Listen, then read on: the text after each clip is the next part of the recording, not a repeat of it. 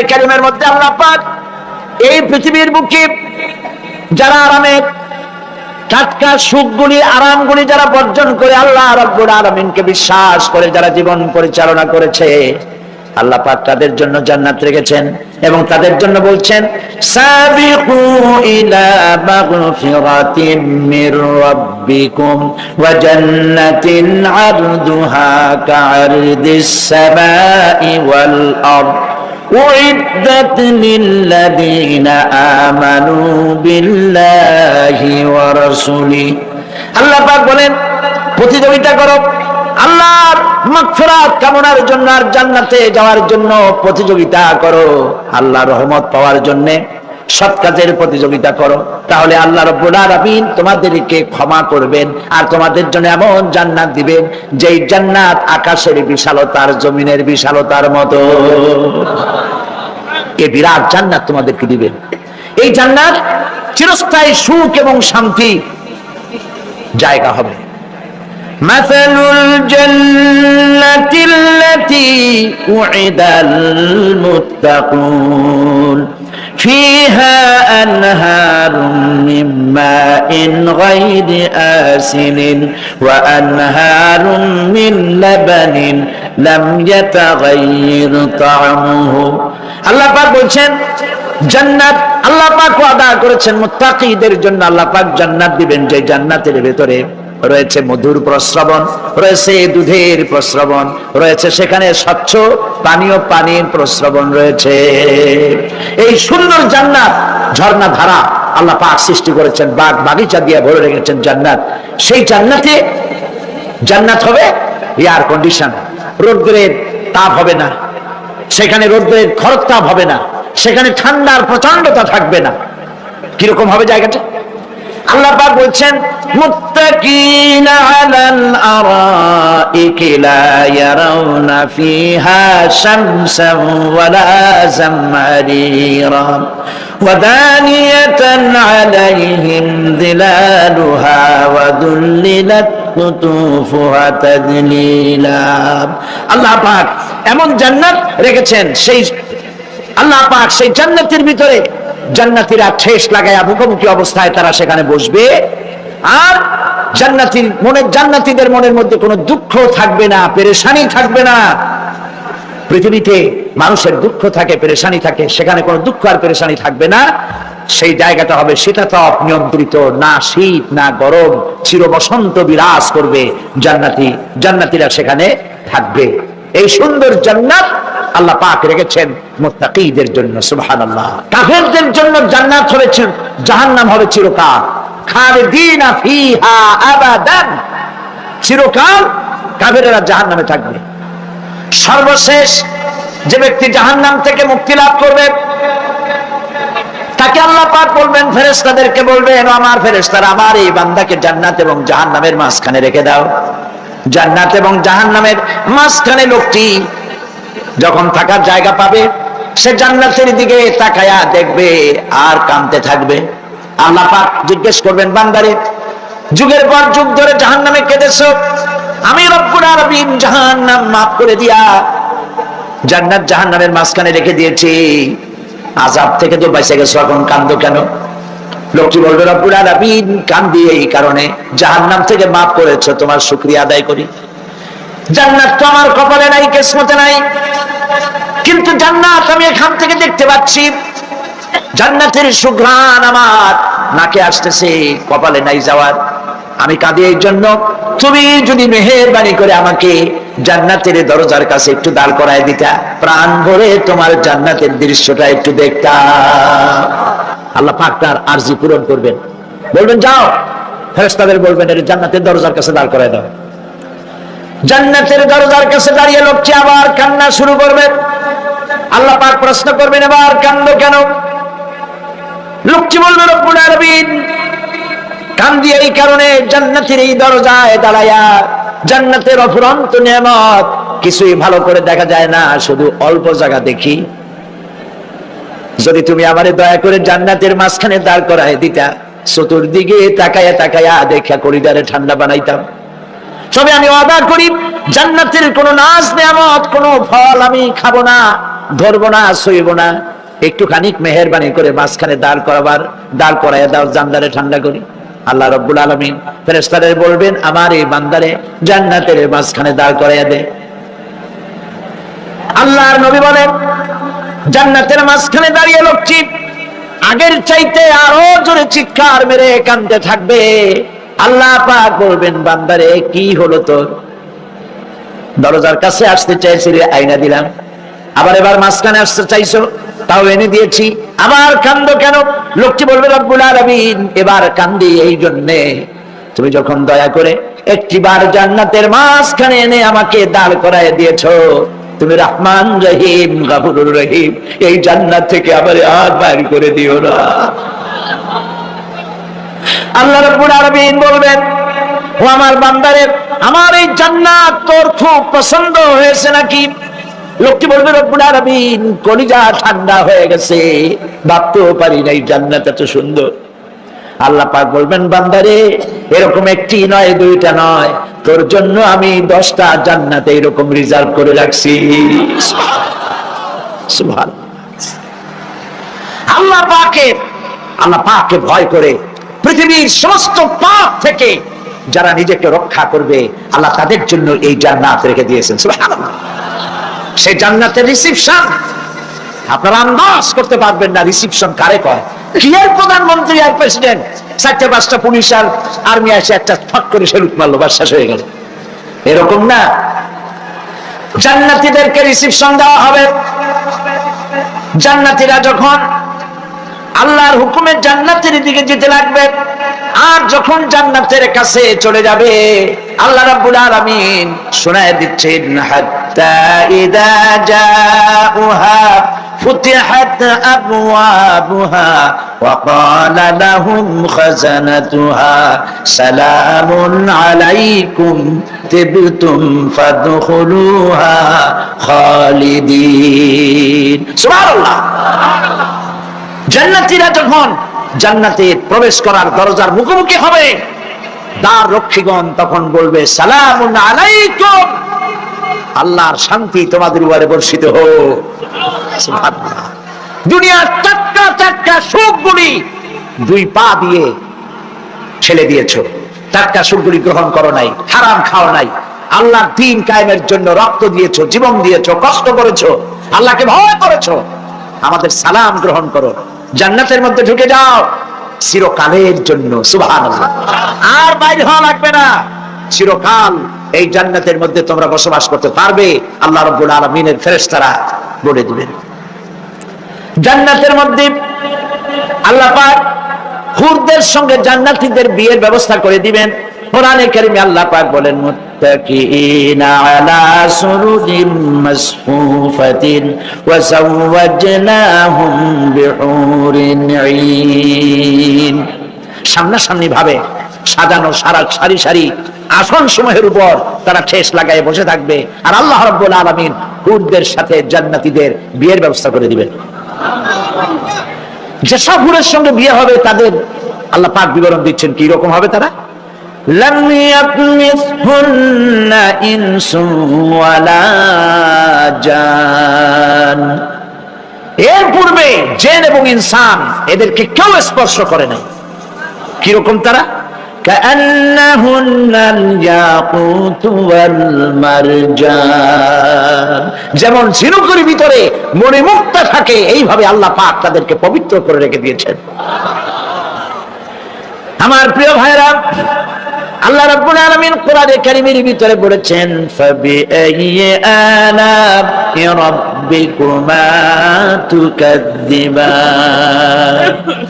জান্নাত দান করে আল্লাহ পাক এবার জান্নাতীদেরকে সম্বোধন করে বলবেন, ইয়া ইবাদি লা খাউফুন আলাইকুমুল ইয়াওমা ওয়ালা আনতুম তাহজানুন। হে আমার বান্দারা, লা খাউফুন আলাইকুমুল ইয়াওম, আজ আর কোনো ভয় নাই। সুবহানাল্লাহ, সুবহানাল্লাহ।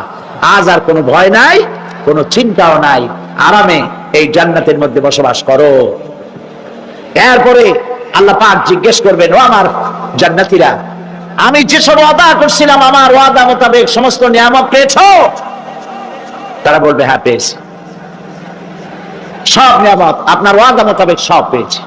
আল্লাহ রাব্বুল আলামিন বলবেন সব পাও নাই, ওয়ালাদাইনা মাজিদ, আমার কাছে আরো বেশি আছে।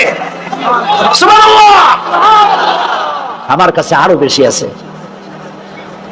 জান্নাতীরা বুঝবে না সে আরো বেশিটা কি, এর থেকে আর বেশি কি। প্রিয় ভাই সব, নবী করিম সাল্লাল্লাহু আলাইহি সাল্লাম বলেছেন জান্নাতের সুখ আর শান্তি কোন চোখ নাই যা দেখেছে, যা কোন অন্তঃকরণ নাই যা কল্পনা করতে পেরেছে। এই জান্নাত মুত্তাকিদের জন্য আল্লাহ রাখছেন। সুবহানাল্লাহ। জান্নাতীরা ভাবতেও পারবে না সেই নিয়ামতগুলি কি। প্রিয় ভাই সব, সেই মুহূর্তে আল্লাহর নবী মুহাম্মদুর রাসূলুল্লাহ সাল্লাল্লাহু আলাইহি ওয়াসাল্লাম বলবেন রব্বুল আলামিন আমার উম্মতেরা জান্নাতীরা বুঝতে পারে নাই আপনার কাছে কি নিয়ামত আরো বেশি আছে।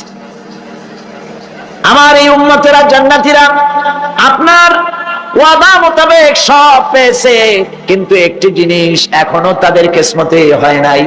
সেই জিনিসটা হলো যারা তার রবকে না দেখে শুধু কোরআন আর হাদিসের কথা শুনে আরবের ঘুম হারাম করে তাহাজ্জুদের নামাজ আদায় করেছিল, চোখের পানি ফেলেছিল। যারা জান্নাত দেখে নাই, জাহান্নাম দেখে নাই, আপনাকে ভয় করে যারা জীবন পরিচালনা করেছিল, যারা আপনাকে দেখে নাই, না দেখে শুধু কোরআন হাদিস বিশ্বাস করে যারা অকাতরে নিজেদের জীবন বিলায় দিয়েছিল, এই জান্নাতীরা এখন পর্যন্ত তার রবকে দেখতে পারে নাই। আল্লাহ রাব্বুল আলামিন তার সামনে থেকে ৭০,০০০ পর্দা সরে যাবে। আল্লাহ পাক বান্দাদের আরজি পুরা করার জন্য জান্নাতীদের সামনে তিনি জালোয়া ফরজ হবে। কোরআন শরীফের ভিতরে আল্লাহ পাক বলেন জান্নাতীরা তারা আল্লাহর দিকে, জান্নাতীরা তার রবের দিকে তাকিয়ে থাকবে, আর রব তার বান্দাদের দিকে তাকায়া থাকবে। প্রাণ ভরে জান্নাতীরা রবকে দেখবে, সুবহানাল্লাহ, আল্লাহ পাককে দেখবে। প্রাণ খুলে আজ দোয়া করি রব্বুল আলামিন জান্নাতের যেই পরিবেশে যেই জায়গায় তুমি দয়া করে তোমার গোলামদেরকে তুমি নিজেই দর্শন দিবে, দেখা দিবে। মনিব গো, ও আমাদের রব, আজ এই বিশাল জনসমুদ্র নিয়ে তোমার দরবারে আবেগ ভরা কণ্ঠে বলি, যে অনুষ্ঠানটি তুমি এমন মুবারক অনুষ্ঠান করবে যেখানে তুমি জান্নাতীদেরকে দেখা দিবে, ওই জান্নাতের কোন একটি, ওই অনুষ্ঠানের কোন একটি কোনায় কানায় আমাদেরকেও দাঁড় করাইয়া দেখান তো। প্রিয় ভাই সব, আল্লাহ রাব্বুল আলামিন মানুষের সামনে এত সব নিয়ামত রেখেছেন, এই জান্নাত দান করবেন। এরপরে আল্লাহ রাব্বুল আলামিন কোরআনে কারীমের মধ্যে বলেছেন রব্বিস সামাওয়াতি ওয়াল আরদি ওয়া মা বাইনাহুমার রাহমানি লা ইয়ামলিকুনা মিনহু খিতাবা। এই সব পুরস্কার রয়েছে তোমাদের সেই রবের পক্ষ থেকে যিনি আকাশ আর জমিনের মালিক। সুবহানাল্লাহ বলবেন না? যার সামনে কথা বলার ক্ষমতা কারো হবে না। এটি একটি মারাত্মক কথা। কিয়ামতের দিন আল্লাহর দরবারে কেউ কথা বলতে পারবে না আল্লাহর নির্দেশ ছাড়া। একটি আকীদা পরিষ্কার করে নিয়ে যান আপনাদের, সে আকীদাটা এভাবে পরিষ্কার করুন, কোন পীর সাহেব, কোন খাজা বাবা, কোন মাওলানা, কোন মুহাদ্দিস, কোন বুজুর্গ আপনাকে সুপারিশ করতে পারবে না যদি না আল্লাহ পাক তাকে কথা বলার তৌফিক না দেন। মনে থাকবে এটা। আয়াতুল কুরসির ভিতরে আমরা পড়ি মান যাল্লাযী ইয়াশফাউ ইনদাহু ইল্লা বিইযনিহি। আল্লাহ পাক বলেছেন কিয়ামতের দিন আল্লাহর দরবারে কার সাহস আছে কথা বলতে পারে? মান যাল্লাযী ইয়াশফাউ ইনদাহু ইল্লা বিইযনিহি। আল্লাহর ওয়াদা ছাড়া, হুকুম ছাড়া আল্লাহর সামনে কথা বলা সেদিন কেউ থাকবে না। সুবহানাল্লাহ। কেউ কথা বলতে পারবে না। সুপারিশ করতে হবে আল্লাহ যারে বলেন তুমি করো, অমুকের জন্য করো, সেই ব্যক্তি শুধু তার জন্যই করতে পারবে, আর কেউ কথা বলতে পারবে না। সেই কঠিন হাসরের ময়দান, যেদিন শুধুমাত্র আল্লাহ পাক কথা বলবেন, আর যারে বলতে বলবেন সেই কেবলমাত্র বলতে পারবে। সুপারিশ, এটি আল্লাহ পাক কিয়ামতে পারমিশন দিলে বলা যাবে। হযরত ইব্রাহিম আলাইহিস সালাম, হযরত ইব্রাহিম আলাইহিস সালাম কিয়ামতের দিন তার নিজের পিতা সম্পর্কে সুপারিশ করবেন। রব্বুল আলামিন, আমার আব্বার জন্য সুপারিশ করতেছি, মেহেরবানি করে জাহান্নাম থেকে তারে আপনি রক্ষা করুন। আল্লাহ রব্বুল আলামিন বলবেন, ইব্রাহিম, তোমার সুপারিশ মঞ্জুর হবে না। প্রিয় ভাই সব, একটু মাথা খাটান, চিন্তা করেন।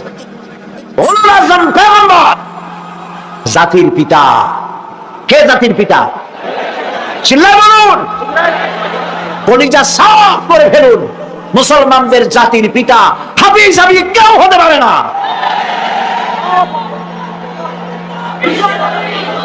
মিল্লাতা আবিকুম ইব্রাহিম, ইব্রাহিম আলাইহিস সালাম এই মিল্লাতের পিতা। সুবহানাল্লাহ। হযরত ইব্রাহিম আলাইহিস সালাম কিয়ামতের দিন বলবেন, আল্লাহ আমার আব্বার জন্য সুপারিশ করছি। আল্লাহ পাক বলবেন, মঞ্জুর হবে না। আজর তোমার পিতা হতে পারে, কিন্তু আমার খলিলকে আগুনে ফেলার জন্য নমরুদকে সে সহযোগিতা করেছে, আমি তোমার পিতাকে ক্ষমা করব না। নবী করিম সাল্লাল্লাহু আলাইহি সাল্লামকে সাহাবায়ে কেরাম জিজ্ঞেস করেছেন, হে রাসূল, আপনার আব্বা এবং আম্মার অবস্থা কি হবে? নবী করিম সাল্লাল্লাহু আলাইহি সাল্লাম কেঁদে ফেলেছেন, সাফ করেছেন, আমি তাদের কোনো উপকারে আসব না। আল্লাহু আকবার। আপনি মনে করছেন নাকি যে ইয়া নবী সালাম আলাইকা বলি অমনি নবী সুপারিশ পাবেন? এত সহজ। কতগুলো রসগোল্লা খাইলেন আর বড় একটা মিছিল করলেন আর অমনি চলে যাবেন? পৃথিবীর সব মানুষ, সাহাবায়ে কেরাম বাদ দেন, পৃথিবীর সমস্ত মানুষ একত্রিত হয়ে আবু তালেব রাসূলুল্লাহকে যে ভালোবেসেছেন, ওর 1000 ভাগের 1 ভাগও সারা দুনিয়ার মানুষ রাসূলুল্লাহকে ভালোবাসতে পারবে? পারবে? নিজের ছেলে আলীকে, আলী রাদিয়াল্লাহু তাআলা আনহুকে আলাদা বিছানায় শোয়াইয়া, ছোট্ট মানুষ হযরত আলী আলাদা জায়গায় রাখিয়া মুহাম্মদুর রাসূলুল্লাহ সাল্লাল্লাহু আলাইহি ওয়াসাল্লাম এতিম মানুষ তারে কলিজার সাথে বুকের মধ্যে আশ্রয় দিয়ে আগলে রেখেছেন বুক ভরে। সেই আবু তালেব মৃত্যুর সময় নবী করিম সাল্লাল্লাহু আলাইহি ওয়াসাল্লাম বলেছিলেন, চাচা একটিবার আমার কানে তাওহীদের কালেমা শোনায় দেন। আবু তালেব, তার কিসমতে ছিল না কালেমা। মরে যাওয়ার পর একজন সাহাবী বলেছিলেন, ইয়া রাসূলুল্লাহ, মৃত্যুর সময় আবু তালেবের মুখ আমি নড়তে দেখেছি, তিনি কালেমা পড়েছেন সম্ভবত। রাসূলুল্লাহ সাহেব বলেছেন, আমি শুনি নাই। এত ভালোবাসার পরেও হাদিস শরীফে এসেছে আবু তালেব জাহান্নামে যাবে। কোথায় যাবে? জাহান্নামে। সবচাইতে কম আযাব হবে কার? আবু তালেবের। কম আযাবটা কি? হাদিস শরীফে এসেছে কম আযাব হলো জাহান্নামের আগুন দিয়ে এক জোড়া জুতা তৈরি করে আবু তালেবের পায়ে পরিয়ে দেওয়া হবে। সেই জাহান্নামের আগুনের তৈরি করা জুতার তাপে আবু তালেবের মাথার ঘিলুগুলো টকবক করে বউ পড়তে লাগবে। এত ভালোবেসে যদি কিয়ামতে উপায় না হয়, আপনি ইয়া নবী সালাম আলাইকা, ইয়া রাসূল সালাম আলাইকা আর কতগুলো জিলাপি খাইলেন, বড় একটা মিছিল করলেন। প্রিয় ভাই সব, এইসব বেদাত ছাড়ুন, এগুলি সুস্পষ্ট বিদআত। রাসূলুল্লাহকে ভালোবাসবেন, সাহাবীরা যেভাবে ভালোবেসেছেন ওইভাবে ভালোবাসবেন। আল্লাহ রাব্বুল আলামিন বলেন, যালিকাল ইয়াউমুল হক ফামান শাআ আত্তাখাযা ইলা রাব্বিহি মাআবা। এই দিনটি অবশ্যই আসবে, সেদিনটি নিশ্চিতভাবে আসবে। আর এখন যার ইচ্ছা সে তার রবের দিকে অগ্রসর হোক। ইন্না আনজারনাকুম আযাবান করিবান ইয়াওমা ইয়ানজুরুল মার'উ মা কদ্দামাত ইয়াদাহু ওয়া ইয়াকুলুল কাফিরু ইয়া লাইতানি কুনতু তুরাবা। ইন্না আনজারনাকুম আযাবান করিবা, খুব নিকটবর্তী একটি আযাব সম্পর্কে আমি তোমাদেরকে সতর্ক করে দিলাম। কে বলতেছেন? আল্লাহ পাক। লক্ষ্য করুন আল্লাহ কি বলছেন, খুব নিকটবর্তী একটি কঠিন শাস্তি, আযাব অর্থাৎ কিয়ামত, এ সম্পর্কে আমি তোমাদেরকে সতর্ক করে দিলাম। ইয়াউমা ইয়ানজুরুল মারউ মা কদ্দামাত ইয়াদা, সেদিন প্রত্যেকটি লোক যা সে পাঠিয়ে দিয়েছিল এখানে, অর্থাৎ যা করেছিল সেগুলি সে দেখতে পাবে। আর তখন ওয়ায়াকুলুল কাফিরু ইয়া লাইতানি কুনতু তুরাবা, সেই কিয়ামতের ময়দানে অবস্থা দেখে কাফেররা বলবে, আহারে মানুষ না হইয়া যদি মাটি হইয়া যেতাম, যদি মাটি হতাম, যদি মানুষ না হয়ে না জন্মতাম, আজ এই হাসরের ময়দানে এইখানে এই বিচারের মুখোমুখি হতাম না, মাটি হইলে বরং অনেক ভালো হতো। এই পৃথিবীতে আমরা এসেছি, চলে যাব, যাওয়ার আগে এই কোরআন একটি বিশাল জনগোষ্ঠী এমন বানাতে চেয়েছে যে জনগোষ্ঠী এই কোরআন দিয়ে একটি বিশাল সমাজ গড়বে, রাষ্ট্র গড়বে, এমন রাষ্ট্র গড়বে যেই রাষ্ট্রে দুঃখ থাকবে না, অশান্তি থাকবে না, যেখানে সুখ থাকবে, সমৃদ্ধি থাকবে, আর কিয়ামতের দিন আল্লাহর জান্নাতে তারা চলে যাবে। তেমন একটি সমাজকে আমরা চাই। সবাই বলেন, সেরকম একটি সমাজকে আমরা চাই।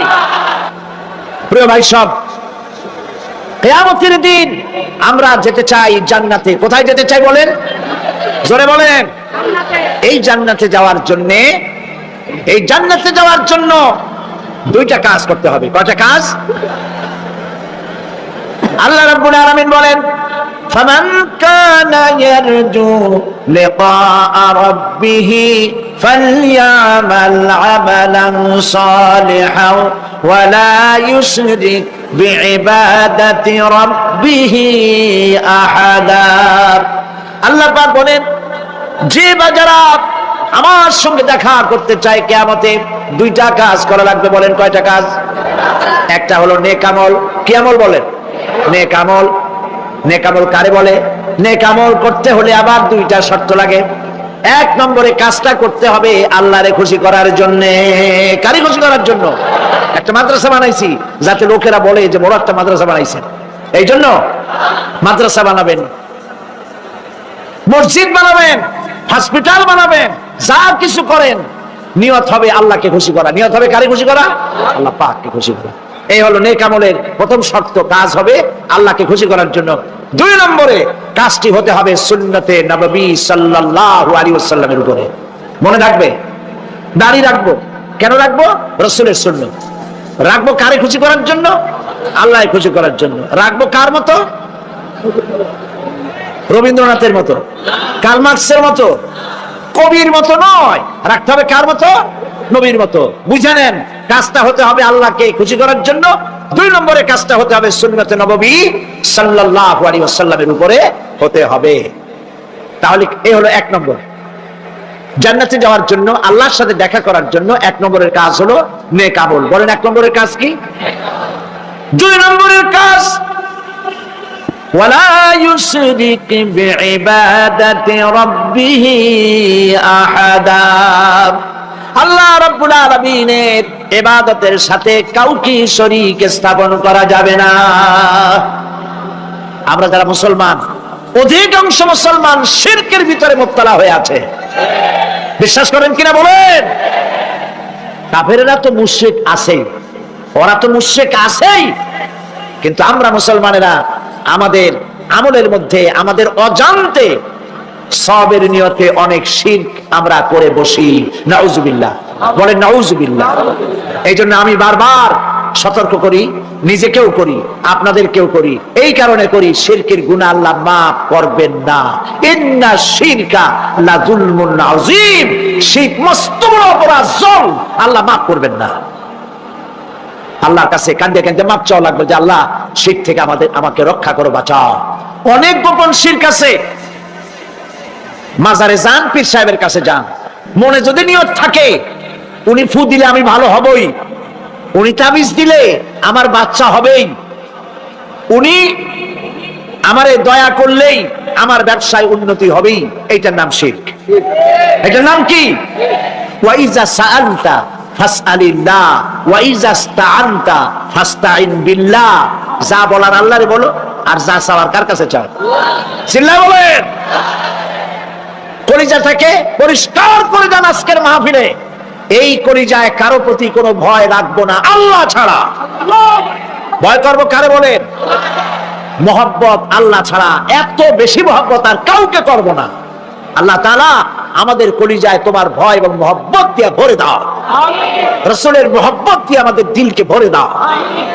বিশ্বাস করুন ভাই সাহেব, কোরআন শরীফ আমার সামনে, বিশ্বাস করুন, দেশি পীর বিদেশি পীর, খাজা বাবা দেশি এবং বিদেশি, কেউ আপনার ভাগ্য বদলাই দিতে পারবে না। এই পিছনে দৌড়ায় দৌড়ায় কোনো লাভ নয়। এতক্ষণ মসজিদের ভেতরে বসে আল্লাহর কাছে কাঁদেন। ওয়াকালা রাব্বুকুম উদউনি আস্তাজিব লাকুম। তোমার রব বলেছে আমারে ডাকো, আমি ডাকের সাড়া দিয়ে দেব। সুবহানাল্লাহ। আর আল্লাহ বলেছেন আমার ইবাদতের সাথে কাউকে শরীক করবে না। খবরদার। আলাইসাল্লাহু বিকাফিন আবদা। আল্লাহ প্রশ্ন করছেন আলাইসাল্লাহু বিকাফিন আবদা, আমি কি আমার বান্দার জন্য যথেষ্ট নই? চিল্লায় বলুন অবশ্যই যথেষ্ট। আবার বলেন অবশ্যই যথেষ্ট। কলিজা সাফ করে ফেলেন। সম্রাট শাহজাহান, দিল্লির সম্রাট, হাবিজাবি সম্রাট না, দিল্লির সম্রাট। এখন কোথায়? কবরের মধ্যে। কবি বলতেছেন শাহনে জাহাं को जिन्हें फक्र से देते थे बाज, शाहने जहां को जिन्हें फक्र से देते थे बाज, वाज कब्र में है सूरह अलहम्दु की मोहताज। সারা ভারতবর্ষ যারা ট্যাক্স দিয়ে নিজেকে সৌভাগ্যবান বলে মনে করত, সে আজ কবরের মধ্যে ভিক্ষুকের মতো সূরা আল-হামদুর মতো একটি সূরার মুহতাজ হয়ে ভিক্ষুকের মতো শুয়ে আছে। সম্রাট শাহজাহান মসজিদে বসে আছে, এক ফকির ঘুরতেছে। লোকেরা কয় ছোটবেলা থেকেই তোমার খয়রাত করতে দেখলাম, ভিক্ষা কি জীবনেও যাবে না তোমার? লোকটি বলছে আমি ভিক্ষা করবো ছাড়া আমার উপায়টা কি? এই লোকটি আমি ভিক্ষা করা ছাড়া করবো কি? লোকেরা তো আমার 60 টাকা 50 টাকা 100 টাকা দেয় না, 4 আনা 5 আনা 1 টাকা এই আমার দেয়, এই দিয়ে আমি বড় লোক হবো কেমন? লোকটি বলছে আচ্ছা দেখো, তুমি তো জায়গা মতো যাইতে পারো নাই, বাদশার কাছে যাও, এমন যাওয়া দেবে জীবনে আর খয়রাত করা লাগবে না। তো বাদশার কাছে কি খয়রাতি যাইতে পারে কোনোদিন? হ্যাঁ এখন পারবা। কেমনে? সম্রাট শাহজাহান এখন একা একা মসজিদে আছেন। তখনকার এসব বাদশারা অনেকে নামাজি ছিলেন, দিনদার ছিলেন। ফকির দরজার কাছে দাঁড়াইয়া দেখতে পাচ্ছে কেউ নাই, দেহরক্ষীরা দূরে দূরে দাঁড়ানো। বাদশাহ মসজিদের ভেতরে বসে হাত তুলে ঝুলতেছে আর কাঁদতেছে, চোখের পানি দিয়া দাঁড়িয়ে ভিজে ভিজে পড়ছে। এই দৃশ্য অনেকক্ষণ দেখলো ফকির। কিছুক্ষণ পর সম্রাট শাহজাহান মসজিদ থেকে বেরিয়ে আসছে। ফকির বলছে আসসালামু আলাইকুম হুজুর। তিনি বললেন ওয়ালাইকুম আসসালাম, চলে গেল। বাদশা বললো আমার কাছে তো কেউ আইসা কিছু না চাইয়া তো যায় না, এর দেখলাম খয়রাতির মতো কিছু চাইলো না, বেটা ভয় করলো নাকি? মেয়াদিক আসো। আসছে। ভয় পাইছো? ভয় না, ভয় পাইনি। তো কিছু যে চাইলে না? ফকির বলছে জাহাপানা সত্যি কিছু চাইতে আসছিলাম, তারপর চাইলে না কেন? ফকির বলছে জাহাপানা সারা জীবন ভিক্ষা করেছি, আর আজ দিল্লির সম্রাটের কাছে বেশি পাওয়ার লোভে এসেছি না, কিন্তু আপনার দশা দেখা আমার জ্ঞানের চোখ খুলে গেছে। আমি লক্ষ্য করে দেখলাম আমি সম্রাটের কাছে চাইতে এসেছি, হাত তুলি নাই, বিনয় প্রকাশ করি নাই, চোখের পানি ফেলি নাই, কিন্তু লক্ষ্য করে দেখলাম দিল্লির সম্রাট আমার চাইতেও বড় ভিক্ষুকের মতো আবার কোন সম্রাটের কাছে হাত তুলে কান্দে। আমার জ্ঞানের চোখ খুলে গিয়েছে, আমি বুঝতে পেরেছি সম্রাট কান্দে যেই সম্রাটের কাছে, তারে ছাড়া আর কারো কাছে জীবনে চাইব না। এই কথাই সূরা ফাতিহায় প্রত্যেকদিন পড়ি, বুঝি না কি পড়ি। ইয়াকা না'বুদু ওয়া ইয়াকা নাস্তাঈন। আয় আল্লাহ, একমাত্র তোমার গোলামি করি আর তোমার কাছে সাহায্য চাই, তুমি ছাড়া কারো কাছে সাহায্য চাই না। কলিজা সাফ করুন। কোন মরা পীর, কোন জিন্দা পীর আপনার মনের আশা পুরা করতে পারবে না, পারবে না, পারবে না। আর আজ থেকে আজ থেকে কোন মাজারে টাকা দিবেন না, পয়সা দিবেন না, আগরবাতি দিবেন না, মোমবাতি দিবেন না, গোলাপ পানি দিবেন না। কারা কারা দিবেন না হাত উঁচু করে দেখা। সুবহানাল্লাহ, আলহামদুলিল্লাহ, লা ইলাহা ইল্লাল্লাহ। সুবহানাল্লাহ, আলহামদুলিল্লাহ, লা ইলাহা ইল্লাল্লাহ। সুবহানাল্লাহ,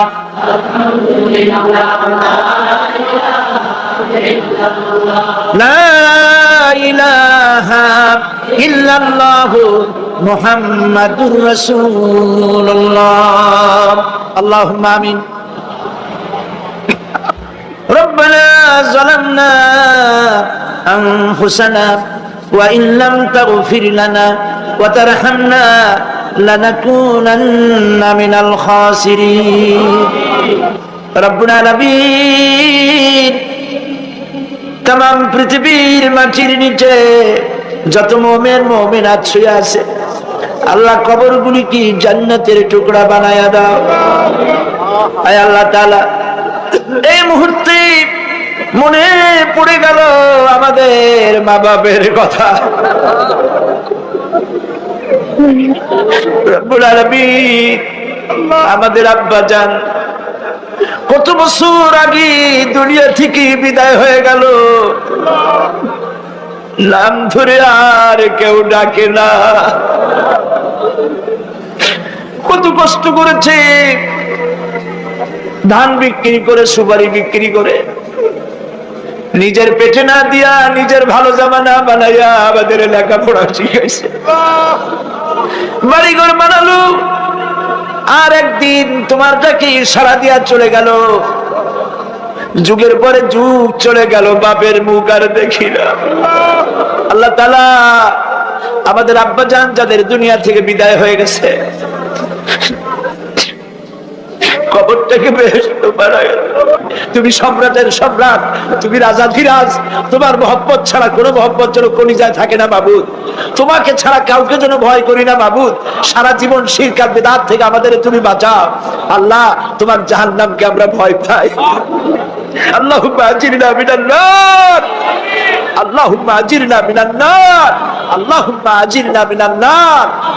রব্বানা তাকাব্বাল মিন্না إنك أنت السميع العليم وتب علينا إنك أنت التواب الرحيم سبحان ربك رب العزة عما يصفون وسلام على المرسلين والحمد لله رب العالمين واجعل آخر كلامنا عند الموت لا إله إلا الله محمد رسول الله। আল্লাহ রাব্বুল আলামিনের কারবার উল্টা। যদি কোনো মানুষ গুনাহ করে, সেই গুনাহ থেকে যদি তওবা করে, চোখের পানি ফেলে যদি গুনাহ মাফ চায়, আল্লাহ বলেন শুধু গুনাহ মাফ করি না, গুনার খাতায় যে নাম থাকে ওই নামটাও আমি আল্লাহ মুছে ফেলে দেই। ওই নামটাও রাখি না, মুছে ফেলে দেই। সুবহানাল্লাহ। আল্লাহ হচ্ছেন রহমান রহিম। আল্লাহর কাছে যখন বান্দা কান্দে, গভীর রাত্রে, শেষ রাত্রে, আল্লাহ রাব্বুল আলামিন প্রথম আকাশে আসেন। মুসলিম শরীফের হাদিস। প্রথম আকাশে এসে ডাকেন, ও আমার বান্দারা কে আছো? গুনাহ করে করে জীবন ভর্তি করে ফেলেছো, আমার কাছে কাঁদো। ঋণগ্রস্ত হয়েছো, ঋণ পরিশোধ করতে পারো না, আমারে বলো কে আছো এমন? জীবনটাকে বরবাদ করে ফেলেছো, অসুখ হয়েছে সারে না, আমাকে বলো। এভাবে আল্লাহ ডাকতে থাকেন।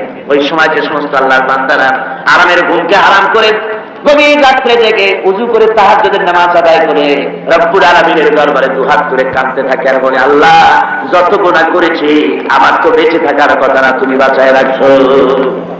হাদিস শরীফে এসেছে, আল্লাহ বলেন, ও হাবিব, যখন একটা বুড়া মানুষ আমার কাছে হাত উঠায়, দাড়ি পাকা মানুষ, একজন দাড়ি পাকা বৃদ্ধ মানুষ যখন আমার কাছে হাত উত্তোলন করে, নবীজি বলেন ওই বুড়া মানুষটা যখন বলতে থাকে, আয় আল্লাহ রাব্বুল আলামিন, আমার এখন বয়স নাই, কামাই করতে পারি না, তাই ছেলে পেলেরা আমার চোখে দেখতে পারে না, বউর কাছে আমার কদর নাই, ছেলে পেলের কাছে আমার কদর নাই, ঘরে আমার জায়গা নাই, এখন আমি কামাই করতে পারি না, আমি এখন দাঁড়াতে পারি না, কোমর সোজা হয় না, পা চলে না, শুনতে পাই না, কান বন্ধ হয়ে গেছে, চোখে দেখি না, চোখের দর্শন শক্তিও নষ্ট হয়ে গেছে।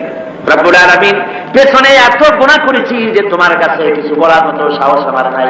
এই বলে যখন বান্দা কান্দে, আল্লাহ রব্বুল আলামিন বলেন, এইভাবে বুড়া বান্দা যখন আমার দরবারে হাত তুলে কাঁদতে থাকে, তখন আমার শরম হয় এই বুড়া মানুষটারে কেমনে আমি খালি হাতে ফিরাইয়া দেই।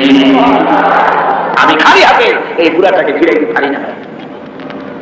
মানুষ যখন এভাবে কাঁদতে থাকে, আল্লাহ রাব্বুল আলামিন ফেরেশতাদের জিজ্ঞেস করেন, ও আমার ফেরেশতারা, আমার এই বান্দাগুলা কান্দে কেন? সব তো ঘুমায় গেছে, ওরা কান্দে কেন? ফেরেশতা বলে, রব্বুল আলামিন তোমার বান্দা গুনাহ করেছে, জাহান্নামের আযাব থেকে মাফ চায়। আল্লাহ জিজ্ঞেস করেন, ওরা আমার জাহান্নাম দেখছে নাকি? বলে না দেখে নাই। ওরা আমারে দেখেছে নাকি? বলে না দেখে নাই। আমার বেহেশত দেখেছে নাকি? বলে না দেখে নাই। আল্লাহ বলেন, ফেরেশতারা আমার বেহেশত দেখে নাই, দোজখ দেখে নাই, আমারে দেখে নাই, শুধু আমার নবীর কথা বিশ্বাস করেছে, আমার কোরআনের কথা বিশ্বাস করে আরামের ঘুমকে হারাম করে এই গভীর রাত্রে কিভাবে কাঁদতেছে, ওদের কান্নায় আমার রহমতের দরিয়ায় জোশ মেরে গেছে। ও আমার ফেরেশতারা, তোরা সাক্ষী থেকে যা, আমার এই ক্রন্দনরত বান্দাগুলিকে আমি আল্লাহ মাফ করে দিলাম। আল্লাহ হচ্ছেন রহমান রহিম গফুর গফার। এই হিসাবে আল্লাহকে বিশ্বাস করতে হবে, তিনি আমাদের মালিক, তিনি আমাদের মনি। এই আল্লাহরে মানুষ বিশ্বাস করে না। কয়েক পাতা ইংরেজি বই পড়িয়া তারপর কয় যে সব বুঝছি। বলে কি বুঝছো? কয় দেয়ার ইজ নো গড। মাথা খারাপ কথা না, দেয়ার ইজ নো গড। আল্লাহ বলতে কেউ নেই, সব নাকি এমনি এমনি হয়। এই যে আমাদের দেশে এক গরু পয়দা হয়েছে, আহমদ শরীফ, নাম শোনেন না আপনারা? আমরা বলেছি যে এটা আহমদ শরীফ না, এটার নাম হচ্ছে আহমাক। আহমাক শরীফ, শরীফ শরীফ মানে ভদ্র, আর শরীফ মানে দুষ্ট, আর আহমাক মানে বেকু। ওর হচ্ছে বোকা, একদিকে বোকা আর একদিকে দুষ্ট। বোকা কেন?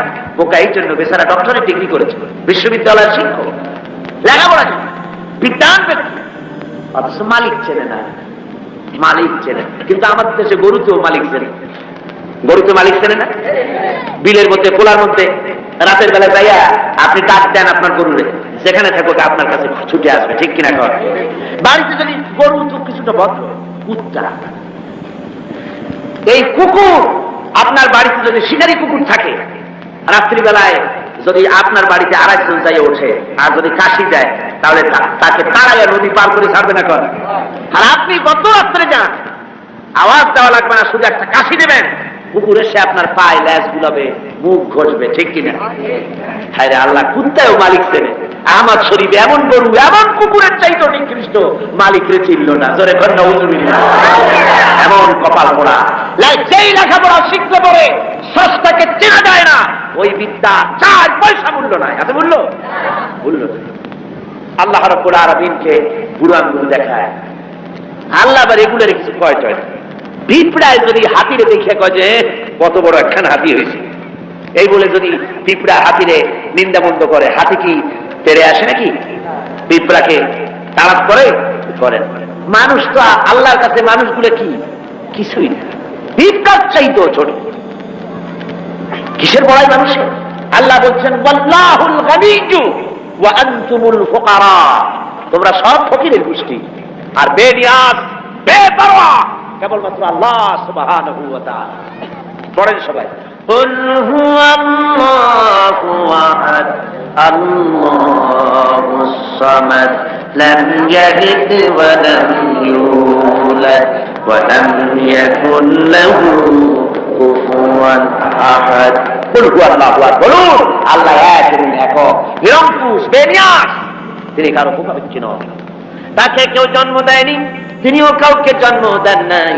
আকাশ আর জমিনে আল্লাহর সমকক্ষ কেউ নাই। জোরে বলেন সুবহানাল্লাহ। প্রচন্ড ক্ষমতার মালিক। রাতকে দিন বানাতে পারেন, সাগরকে নগর করতে পারেন, নগরকে সাগর বানায় দিতে পারেন, ফকিরকে ধরে প্রেসিডেন্ট বানায় দিতে পারেন, আবার কোটিপতিকে ভিক্ষুকে পরিণত করে দিতে পারেন। যে প্রেসিডেন্ট দেখা যায় গলা থেকে শুরু করে পা পর্যন্ত ফুলের মালা দিয়ে বোঝাই, সম্মানের কোনো অভাব নাই। আবার ফুলের মালার পরিবর্তে জুতার মালা পরাইয়া জেলখানার মধ্যে ঢুকাই দিতে পারেন আল্লাহ রাব্বুল আলামিন। পারে কিনা? জোরে কোন পারে কিনা? প্রচন্ড ক্ষমতার মালিক তিনি, সব দেখেন, সব শোনেন। অবশ্য রাতের বেলায় দেখেন না নাকি? আল্লাহ কি ঘুমায়? জোরে কোন আল্লাহ ঘুমায়? লা তাখুযুহু সিনাতুন ওয়ালা নাওম তার কোনো ঘুম নাই, তন্দ্রাও নাই, সব তিনি দেখেন এবং শোনেন। আল্লাহর উপরে এরকম ঈমান আনতে হবে, প্রচন্ড ঈমান তার উপরে রাখতে হবে, তার রহমতের উপরে ভরসা করতে হবে এবং এই কথা মনে রাখতে হবে যে আল্লাহর উপরে আলামিন তিনি কেবল আমাদেরকে রহমত করতে পারবেন, নাজাত করতে পারেন। ঈমান আনতে হবে আল্লাহর উপরে। আল্লাহর উপরে ঈমান আনার অর্থই হলো আল্লাহর হুকুম মানা, আল্লাহর আইন মানা, আল্লাহর বিধান মানা, আল্লাহর শাসন মানা। এই কোরআনে কারিমে আল্লাহ যেসব কথা বলেছেন সেই কথা অনুযায়ী জীবনকে পরিচালনা করা, এটাই হলো আল্লাহর প্রতি ঈমান আনা। তো ঈমান আনার কথা যেখানে আল্লাহ বলেছেন সেখানে বলেছেন ওয়াবিলুস সালিহাত। ঈমান যেখানে, আমলে সালেহের কথা সেখানে। ঈমানের কোনো দাম নাই যদি আমলে সালেহ না থাকে, আমলে সালেহের কোনো দাম নাই যদি ঈমান না থাকে। কথা বুঝে আসতেছে আপনার? দেখুন কোরআনে কারীমের ভিতরে অন্যত্র এসেছে ইন্নাল্লাযীনা আমানু ওয়া আমিলুস সালিহাতি কানাত লাহুম জান্নাতুল ফিরদাউসি নুজুলা। নিশ্চয়ই যারা ঈমান এনেছে এবং আমলে সালেহ করেছে তাদেরকে আল্লাহ রাব্বুল আলামিন জান্নাতুল ফিরদাউস দিবেন। তো এই যে ঈমান যেখানে, আমলে সালেহ সেখানে। আমলে সালেহ না হলে, অর্থাৎ নেক কাজ, সৎ কাজ না হলে ঈমানের দাম নাই। এজন্য আমি দৃষ্টান্ত দিতে গিয়ে বলি ঈমান হলো একটা এক, ওয়ান, ওয়াহিদ, এক, একটা ফিগার। ঈমান হলো এক, আর আমলে সালেহ নেক কাজ হলো শূন্য। নেক কাজগুলি কি? কথা বলেন না কেন? নেক কাজগুলি কি? শূন্য। এখন দাম কার বেশি, একের বেশি না শূন্যের বেশি? অনেকে বলে কয় যে না শূন্যের দাম বেশি। বলে কিরকম? কয় যে একের সামনে শূন্য বসলো তো একের দাম বেড়ে গেল, 1 10 হয়ে গেল, আর একটা শূন্য দিলে 1 100 হয়ে গেল, কাজে শূন্যের দাম বেশি। আমি বলি আপনার থিওরি যদি ঠিক হয় তাহলে শূন্য বসাইতে থাকেন যতদিন পারে। তো বসাইল একক, দশক, শতক, সহস্র, অযুত, নিযুত, কোটি, লক্ষ, পদ্ম, খর্ব, মহাখর্ব, নিখর্ব, এরকম করে করে জনমের মতো শূন্য বসাই দিল। আমি বললাম আপনার এখন একের দাম, আপনার এই শূন্যের দাম তো বেশি বললেন, আমি আমার এক উঠে পকেটে ছুঁয়ে দিলাম, দেখি আপনার শূন্যের দাম কত। শূন্যের আর দাম থাকবে? কোন দাম থাকবে না। শূন্যের মূল্য হয় একের কারণে। শূন্যের মূল্য হয় কিসের কারণে? একের কারণে। এক আছে বলে শূন্যের দাম বেশি, আর যদি এক না থাকে শূন্যের কোনো দাম নাই। সুতরাং এখন ঈমান আর শূন্য হচ্ছে ভালো কাজ। ঈমান আছে, একটা ভালো কাজ করেছেন 10 হয়ে গেল, আরেকটা ভালো কাজ করলেন 100 হলো, আরেকটা ভালো কাজ করলেন 1000 হলো। এ হলো আপনার চিন্তায় 1000 হয়েছে, কিন্তু আল্লাহর খাতায় অনেক বেশি হয়েছে। কত হয়েছে? অনেক বেশি। কিরকম? মানুষ যখন হযরত আদম আলাইহিস সালাম আর শয়তানকে আল্লাহ রাব্বুল আলামিন যখন পৃথিবীতে নির্বাসিত করে দিলেন, শয়তান তখন বলল যে আদমের কারণে আমার জীবন বরবাদ হয়ে গেল, আমার আমল নষ্ট হয়ে গেল, ওই আদম সন্তানকে আমি জাহান্নামের ভিতরে বেশি বেশি ঢুকাই দেব, আমি হায়াত চাই, কিয়ামত পর্যন্ত আল্লাহ হায়াত দিয়ে দিলেন। শয়তান চলে আসার পরে রব্বুল আলামিন ফেরেশতাদের বললেন, আমার ফেরেশতারা, এই শয়তান যখন আমার বান্দাদেরকে কোন কুমন্ত্রণা দিবে তখন তোমরা আমার বান্দা যখন গুনাহ করার জন্য নিয়ত করবে তখন তার আমলনামায় কোনো গুনাহ লিখবা না, গুনাহটা করা হয়ে গেলে একটা গুনাহই লিখবা। আর যখন আমার বান্দা যদি কোনো ভালো কাজ করার নিয়ত করে, কাজটা করে নাই, শুধু নিয়ত করেছে, একের পরিবর্তে একটা নেকি লেখা দাও। আর যখন ভালো কাজটা করা হয়ে যাবে তখন তার আমলনামায় একের পরিবর্তে 10 গুণ বাড়াইয়া লিখে দিও। জোরে বলেন সুবহানাল্লাহ। সুতরাং যত ভালো কাজ করবেন আপনার আমল বেড়ে যাবে। কি বেড়ে যাবে? আপনার আমল বাড়তে থাকবে। আর আপনার ঈমান নাই। অনেকে কয় যে হুজুর এমনি আমি মানুষ খুব ভালো, বলে কিরকম ভালো? কত মিথ্যা কথা কই না। তারপরে যে জায়গায় টিউবওয়েল নাই টিউবওয়েল করে দিই, কানা মানুষের চোখ ভালো করে দেওয়ার জন্য অপারেশনের ব্যবস্থা করি, এতে মিসকিনরে খাইতে দিই, অনেক ভালো ভালো কাজ করি, খালি যা নামাজ পড়ি না, তাতে কি আমার ঈমান নষ্ট হয়েছে নাকি? আমি বলি ভাই ঈমানই তো নাই, এটা নষ্ট হবে। ঈমান তো থাকা লাগবে। লা দীনা লিমান লা সালাতা লাহু, যার কাছে নামাজ নাই তার কাছে দ্বীন নাই, ঈমান নাই। মনে রাখবেন, যে ব্যক্তি নামাজ পড়ে না, মুসলমান বলে দাবি করা কোন অধিকার তার নাই, কোনো দাম নাই। আপনি নামাজ পড়েন না তো আল্লাহর সামনে মাথা নত হইল না, আপনি কিসের মুসলমান? ওরকম গরু শগুনিও খায়, কয় যে আমরা গরুর গোশত খাই, শগুনিও তো খায়। তো আমি দাড়ি রাখি, রবীন্দ্রনাথ তো দাড়ি রাখছে, কার্ল মার্কস তো দাড়ি রাখছে, তাহলে কি হয়েছে? কথা বুঝতে পেরেছেন? সুতরাং মাথা নত করতে হবে, আল্লাহরে সেজদা দিতে হবে। এমনি এমনি মুমিন হতে পাওয়া যাবে না। সবে বরাত আসলো, মাশাআল্লাহ, আগের থেকে রেডি, রুটি তৈরি, গোশত তৈরি, তারপর গোসল করবে কোন জায়গায় তাও তৈরি। শোনা আছে যে প্রত্যেক ফোটায় ফোটায় 100 করে নেকি হবে গোসলের পানিতে। তেল তোল মাইখা ভালো করে গোসলের জন্য রেডি হয়ে গেছে। গোসল টোসল করিয়া এরপরে গোশত খাইলো খুব, গোশত টোস্ত খাইয়া খাইয়া তারপরে 2 রাকাত 6 রাকাত নামাজ পড়িয়া ঘুমায়। মনে করলো যে পিছনের গুনাহ মাফ হয়েছে। না, এত সহজ না। কথা বুঝতে পেরেছেন? এত সহজ না। শেষ রাত্রে ঘুমাইয়া ফজর নষ্ট করছে ওই পাগলের মধ্যে। এক পাগল বলছিল যে মিয়া তুমি গরু কেন? ভালো মানুষকে পাগলে বলতেছে গরু কেন? ঘুরতেছি গরু তালাশ করি, একটা গরু কিনবো, পরশুদিন কোরবানি হবে, কোরবানির গরু তালাশ করি কিনবো। পাওনা কাজে না পাইনি। পাওনা তাতে কি হয়েছে? একটু মাঠে কত গরু একটা ধরে নিয়ে জবাই দিই। সে তো তুমি পাগল, তোমার কথা। পরের গরু জবাই দিলে তো গুনাহ হবে। আমি গরু কিনে জবাই দেবো। তুমি পাগল, আমি পাগল। পাগলে বলতেছে তুমি পাগল। তুমি কোরবানি উপলক্ষে একটা ভালো নিয়ত করে একটা গরু তুমি ধরবা, সে তার কবি ভালো নিয়ত করিয়া কোরবানির দিনে নামাজ পড়িয়া এসে আল্লাহ আকবার বলিবে জবাই দিয়ে দেবে। এখন তুমি চুরি করছো সেজন্য একটা পাপ হবে, আর আল্লাহ রাস্তায় কোরবানি করছো সেজন্য একটা সওয়াব হবে। কোরবানির সওয়াব আর চুরির পাপ ভগ্নাংশের মতো কাটাকাটি হয়ে যাবে, গোশত খাওয়া পাপ। মুসলমানের অবস্থা তাই হয়েছে। সারা বছর গুনাহ করে, ওজনে কম, খাদ্যে ভেজাল, চুরি, ডাকাতি, জুয়া, মিথ্যে কথা সব বলে। সবে বরাতে সমানে ইবাদত করে মনে করে পিছনের গুনাহ মাফ হয়ে যাবে, আর রাতের বেলায় খাও গুস্ত আর রুটি খাই দেবো জনমের। এটা না পাগলা না।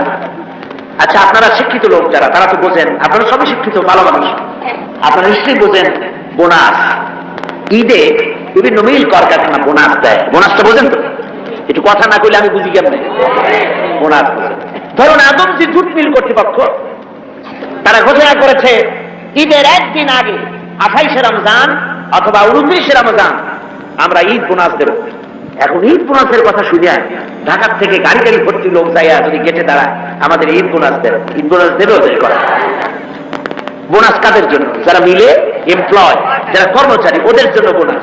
বাইরের লোকেরা বোনাস বোনাস করে যদি বেশি চিল্লায় তাহলে বোনাস পিঠের উপরে দেবে না, পিঠের উপরে বোনাস দিয়ে দেবে।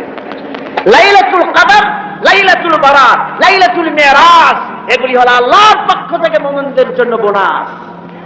এই বোনাস কাদের জন্য? যারা নামাজি, যারা দিনদার, যারা চরিত্রবান, যারা ইমানদার, ওদের জন্য বোনাস। সারা বছর নামাজ নাই, শবে বরাত শেষ হয়ে গেলে নামাজ নাই, আর এরা বোনাস দিতে যায় আল্লাহর কাছে। সারা রাত জায়গায় জায়গায় ইবাদত করবা, আর পরের দিন থেকে আবার যে শয়তান সেই শয়তান।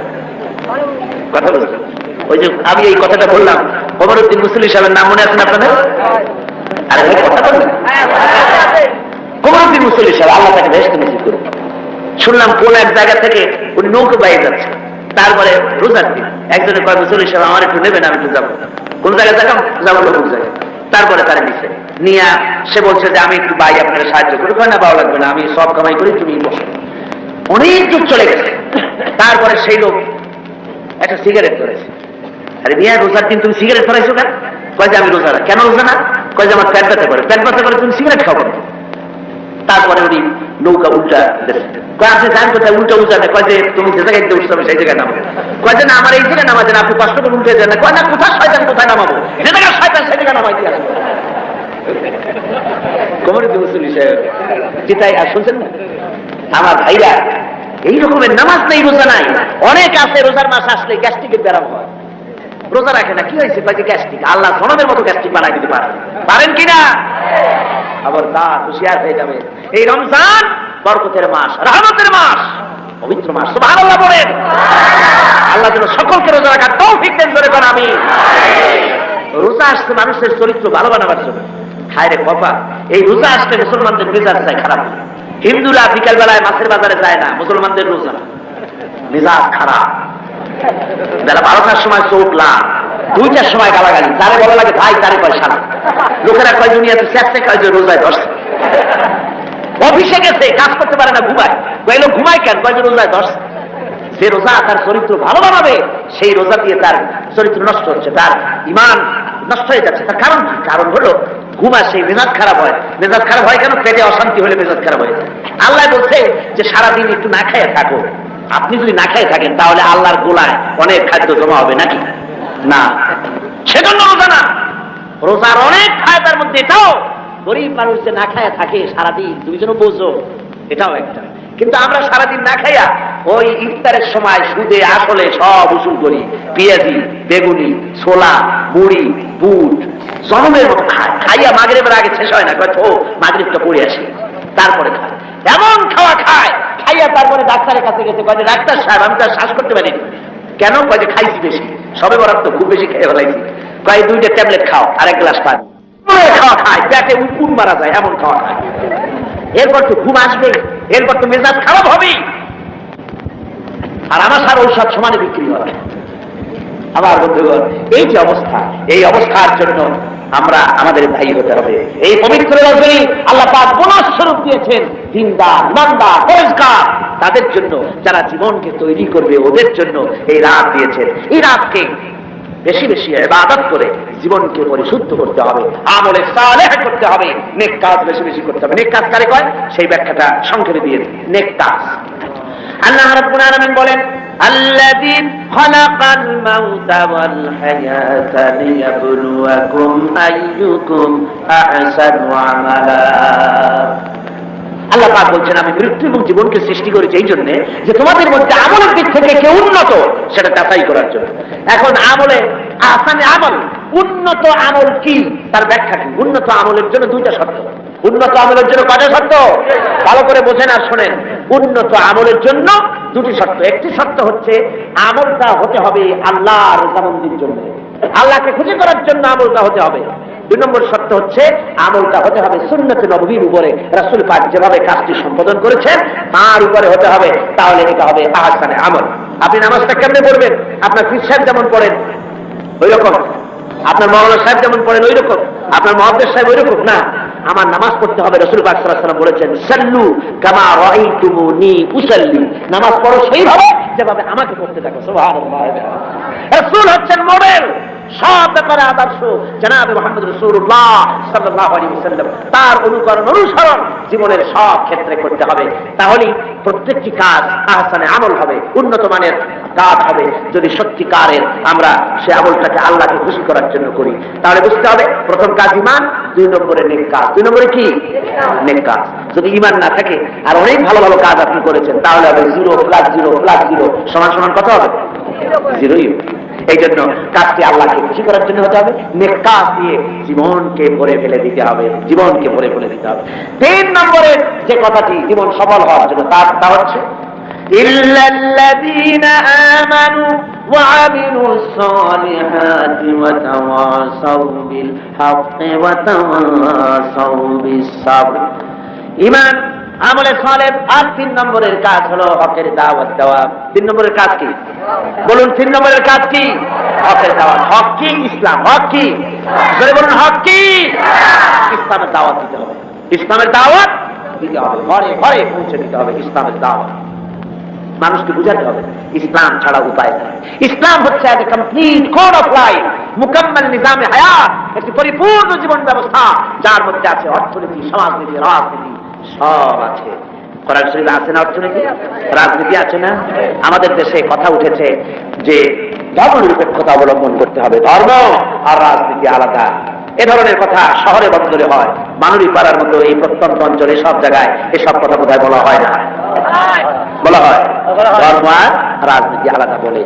আমার ভাইরা মনে রাখবেন, ধর্ম নিরপেক্ষ মতবাদ এটি একটি কুফরি মতবাদ। যারা বলে এটি কি মতবাদ? দুনিয়ার সব আলিম, সব মুহাদ্দিস, সমস্ত মুফাসসির একমত, ধর্ম নিরপেক্ষ মতবাদ হচ্ছে কুফরি মতবাদ। যেহেতু আল্লাহর কথার সাথে সম্পূর্ণ কন্ট্রাডিক্টরি কথা, সাংঘর্ষিক। আল্লাহ বলছেন, ইয়া আইয়ুহাল্লাযীনা আমানু আতিউল্লাহ ওয়া আতিউর রাসূল ওয়া উলিল আমরি মিনকুম। ও বিশ্বাসীরা, তোমরা যারা আমার উপর ঈমান এনেছো, আল্লাহর পরে আল্লাহর আনুগত্য করো এবং রাসূলের আনুগত্য করো। কোন ক্ষেত্রে আনুগত্য করো? সকল ক্ষেত্রে। কিন্তু ধর্ম নিরপেক্ষবাদী যারা, তারা বলে যে ধর্ম ব্যক্তিগত ব্যাপার, ধর্ম ব্যক্তিগত ব্যাপার, জীবনের সব ক্ষেত্রে ধর্ম পালন করা যাবে না, এই কথাই তারা বলে। অর্থনীতিতে, সমাজনীতিতে, রাজনীতিতে ধর্ম পালন করা যাবে না, ধর্ম ব্যক্তিগত ব্যাপার। তাহলে কোরআনের আয়াতের সাথে সাংঘর্ষিক হলো না? যারা বলে সাংঘর্ষিক হলো না? এই জন্য ধর্ম নিরপেক্ষ মতবাদ হচ্ছে একটি কুফরি মতবাদ। যারা বলে ধর্ম নিরপেক্ষ মতবাদ দিয়ে সংখ্যালঘুদেরকে নিরাপত্তা বিধান করার জন্যই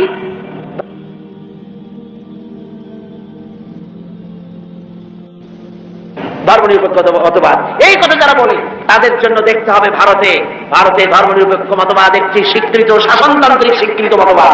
কিন্তু এই মতবাদ দিয়ে তাদের দেশে তারা কি সংখ্যালঘুদের জান মাল এবং তাদের উপাসনালয়কে নিরাপত্তা দিতে পেরেছে? জোরে বলেন, পেরেছে? ধর্মনিরপেক্ষ মতবাদ আরেকবার প্রমাণ করে দিল যে এটা কোনো মানুষের জন্য সঠিক মতবাদ হতে পারে না। ওরা বাবরি মসজিদ ভেঙেছে, ভারতের প্রধানমন্ত্রী নর পশুরাও, এটা নরসীমা না, এটা নর পশু। পৃথিবীতে কোন মানুষ আজ পর্যন্ত মসজিদ ভাঙ্গার অপরাধ পৃথিবীতে কেউ করে নাই, ঠিক কিনা কথা? কেউ করেনি। এই পৃথিবীর সবচেয়ে নিকৃষ্ট শয়তান নরপশু ভারতের প্রধানমন্ত্রী, এটা কি শয়তান? ওটা কি? এই শয়তানটি বিজেপি দিয়ে মসজিদ ভাঙাইছে।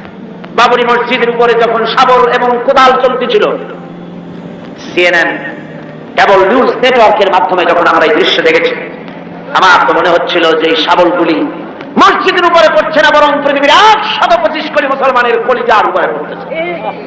মুসলমানদের কলিজা ভেঙে চুরে ওরা টুকরা টুকরা করে দিচ্ছে। মসজিদে মসজিদ ভাঙা হয়, এরপর সে মুসলমানের কলিজায় আগুন জ্বলে না, ওইটা কি মুসলমান? ওইটা কি মুসলমান? মুসলমান। ভারতের মুসলমানেরা তারা রাস্তায় নেমেছে, নিরস্ত্র প্রতিবাদ করতে রাস্তায় নেমেছে। নরপশু পুলিশেরা এই মুসলমানদেরকে গুলি করে পাখির মতো শিকার করেছে। যখন মসজিদ ভাঙা হয়, পুলিশেরা রাইফেল নিয়ে নীরব হয়ে নীরব দর্শকের ভূমিকা পালন করে, একটা ফাঁকা গুলিও করে না। অথচ মুসলমান গুলি মেরেছে, একটা দুইটা না, হাজার হাজার মুসলমান মেরেছে। এ পর্যন্ত শত শত মসজিদ ভেঙে তারা টুকরা টুকরা করে মেরেছে। ভারতের একটা বড় রকমের এজেন্ট, বড় রকমের দালাল, ভারতের একটি দল আমাদের দেশে কাজ করে, আছে না? আছে কিনা কম? ভারতের এই গোলামেরা বাংলাদেশ পার্লামেন্টে যখন ভারতের এই কাজের প্রতিবাদ আর নিন্দা জানাচ্ছিল, সেই গোলাম দলটি যদি 5 ভাগ বলেছে মসজিদ ভাঙার কথা, 95 ভাগ বলেছে ভারতের স্বার্থের কথা। জোরে করেন নাউজুবিল্লাহ। ওরা মসজিদ ভেঙেছে, টুকরা টুকরা করে দিয়েছে। আমরা মসজিদ ভাঙার প্রতিশোধ নিতে গিয়ে বাংলাদেশে কোনো মন্দির ভাঙতে পারি না, ঠিক কিনা? যারা বলেন ঠিক কিনা? মন্দির ভাঙা যাবে না। যদি কেউ মন্দির ভেঙে থাকে কোথাও, নিশ্চয়ই সব অপরাধ করেছে। আমরা ইসলামের প্রতিশোধের নীতিতে বিশ্বাসী নয়। অপরাধ করেছে ভারতীয় হিন্দুরা, সেজন্য বাংলাদেশের হিন্দুরা দায়ী নয়। ভারতের বাবরি মসজিদ ভাঙার ব্যাপারে বাংলাদেশে বসবাসরত নাগরিক হিন্দুরা কিছুতেই দায়ী নয়, ঠিক কিনা?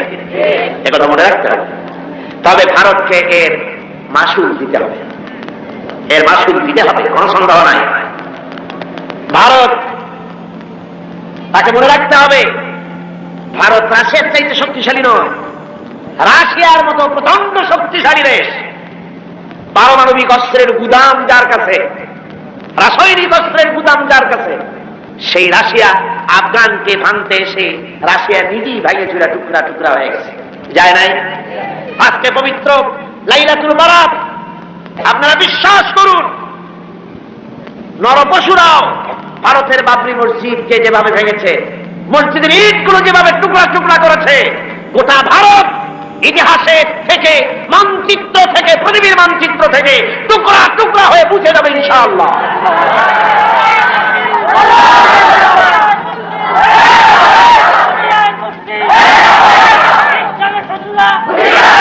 আজ হিন্দুস্তানের সঙ্গে মুসলমানদের একটা লড়াই হবে, হিন্দুস্তানের সাথে মুসলমানদের একটা যুদ্ধ হবে।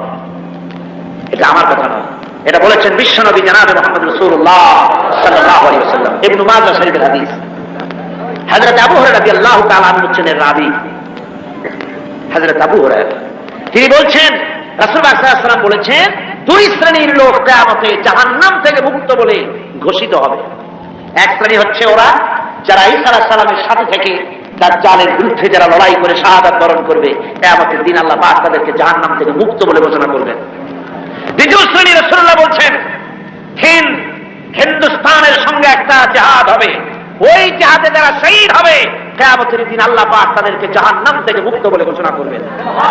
হযরত আবু হুরায়রা বলেছেন, এই হাদিস বর্ণনা করে তিনি বলেছেন, আল্লাহ যদি আমাকে সেই পর্যন্ত বাঁচায় রাখেন, তাহলে হিন্দুস্তানের ওই লড়াইতে শরীক হয়ে আমি যদি শহীদ হতে পারি, তাহলে কিয়ামতের দিন জাহান্নাম থেকে আমিও মুক্ত বলে আল্লাহর কাছে ঘোষিত হতে পারবো, এবং মুক্ত হয়ে আমি মুক্তভাবে বিচরণ করতে পারবো। এই আশা তিনি পোষণ করে দুনিয়া থেকে বিদায় গ্রহণ করেছেন।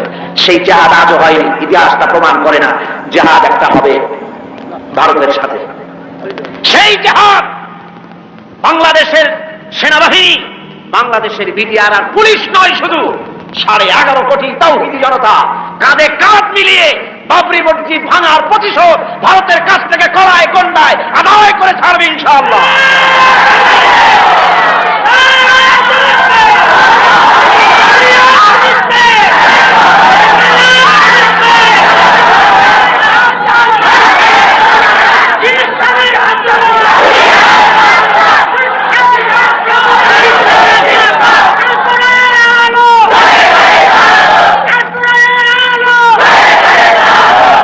কথা মনে রাখতে হবে, আল্লাহ পাক মুমিনদের সাথে থাকেন। কোরআনে কারীমে রব্বুল আলামিন বলেছেন, ওয়ালা তাহিনু ওয়ালা তাহসানু ওয়া আনতুমুল আ'লাউনা ইন কুনতুম মুমিনিন। কোনো ভয় নাই, কোনো চিন্তা নাই, তোমরা যদি মুমিন হও আমি আল্লাহ রব্বুল আলামিন তোমাদেরকে জয়ী করব। জোরে কোন সুবহানাল্লাহ। তোমরা বিজয়ী হবে তোমরা যদি মুমিন হও। সুতরাং হকের দাওয়াত নিয়ে অগ্রসর হতে হবে। ইসলামের বিজয় আসতেছে সামনে, ইসলামের চরম চূড়ান্ত বিজয় আসবে। আজকে মানবিক পাড়ার যত তরুণ যুবক, কলেজ ইউনিভার্সিটির ছাত্র যারা এই মাহফিলে তোমরা এসেছো, যুবকদের বলবো তোমরাই ইসলামের মূল মেরুদণ্ড। তোমাদেরকে রাসূলুল্লাহ ভালোবেসেছেন, ইসলাম তোমাদেরকে কদর করেছে, তোমাদেরকে আসতে হবে মূল পথে। ওইসব আজেবাজে আন্দোলন ছেড়ে দিতে হবে, মানুষের তৈরি করা মতবা এসব আন্দোলন ছেড়ে দিতে হবে। তোমরা চিন্তা করে দেখো না, তোমাদের নেতারা তোমাদের কাছে কি চায়, তোমাদের নেতারা তোমাদেরকে কি বলে। তোমাদের নেতারা তোমাদের কাছ থেকে শুধু শক্তি চায়, তোমাদের রক্ত চায়, তোমাদেরকে চরিত্রবান বানাবার জন্য তারা কোনো চেষ্টা করে না। তোমাদের নেতারা কখনো বলে না ছেলেরা নামাজ পড়ো 5 ওয়াক্ত মতো, মা বাপের খেদমত করো, এইসব কথা বলে না। এই রোজার মাস আসতেছে, রোজার একটু ওস্তাদের সম্মান করবে, এরকম বলে। কিসের ওস্তাদের সম্মান করবে? কলেজের প্রিন্সিপাল পিটাইয়া ডাক্তার সবাইকে বেলায়। ঢাকা বিশ্ববিদ্যালয়ের প্রাক্তন ভাইস চ্যান্সেলর মনিরুজ্জামান মিয়া সাংবাদিক সাক্ষাৎকারে বলতেছিলেন, দুঃখ করে, আমি বিশ্ববিদ্যালয়ের এমন এক জন্তু, আমার দাঁতও নাই, নখরও নাই, খালি বসে বসে মায়ের খায়। আমরা বলেছি মায়ের তো খাবিনি, মেহমান দাওয়াত দিয়ে নিজের পোশাক গুন্ডা দিয়ে মায়ের খাওয়ায়, মায়ের আপনি খাবেন না, খাবে না, এটা খাওয়া খুব স্বাভাবিক কথা। আদব শিক্ষা সেখানে দেওয়া হয় না। তোমাদের নেতারা তোমাদেরকে আদব শিক্ষা দেয় না, তোমাদের হাতে টাকা দেয় মদ, জুয়া, জেনা, ব্যভিচার ইত্যাদির জন্য, তোমাদেরকে অস্ত্র দেয় অন্যের সভাপণ্ড করার জন্য, অন্যের দল ভাঙার জন্য, এইসব করে। তোমাদেরকে চরিত্রবান বানাবার জন্য তাদের কোনো প্রোগ্রাম নাই। কথা ঠিক কিনা? কথা ঠিক কিনা? এই জন্য যুবকদেরকে, তরুণদেরকে ফিরে আসতে হবে ইসলামের সুশীতল ছায়াতলে। এখানেই শান্তি, এখানেই মুক্তি, এখানেই নাজাত।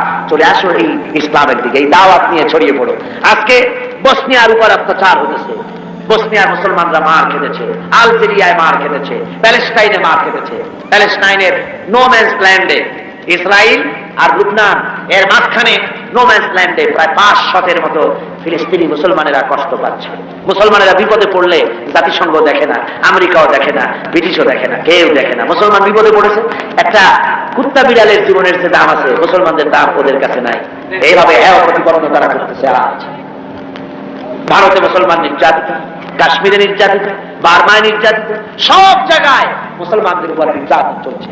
এই নির্যাতনের পরই ইসলাম প্রতিষ্ঠিত হবে ইনশাআল্লাহ। কোনটা প্রতিষ্ঠিত হবে? ইসলাম প্রতিষ্ঠিত হবে। সেজন্য এই দাওয়াত নিয়ে ঘরে ঘরে পৌঁছে যেতে হবে, ইসলামী আন্দোলনের শরীক হতে হবে। কিন্তু ইসলামী আন্দোলনের শরীক হওয়ার ব্যাপারে অনেকে আবার কয় কি, কয় যে হুজুর কোন ইসলামে যাবো? ইসলামের এত দল, কোনটায় যাবো? সেই জন্য কোনটায় যাই না।